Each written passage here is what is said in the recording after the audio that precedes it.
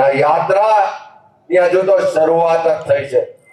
હજુ તો યાત્રા નીકળી ત્રીજો દિવસ થયો અને આખા ગુજરાતમાં વાઇબ્રેશન આવ્યું.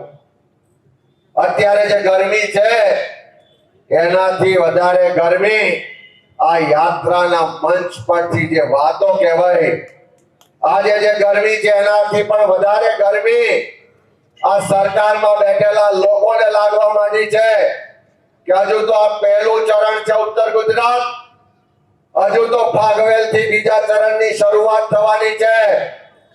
બીજા ચરણમાં મધ્ય ગુજરાત, ત્રીજા ચરણમાં સૌરાષ્ટ્ર, ફરીથી ચોથા ચરણમાં દક્ષિણ ગુજરાત અને પાંચમા ચરણમાં કચ્છ જઈશું. ત્યાં સુધી હું તમને વિશ્વાસ અપાવું છું કે આખા ગુજરાતનો એક એક કોંગ્રેસનો કાર્યકર ગુજરાતના ખેડૂતોના સંપૂર્ણ દેવા માફ થાય એ લડાઈ લડવા માટે રસ્તા પર ઉતર્યો છે.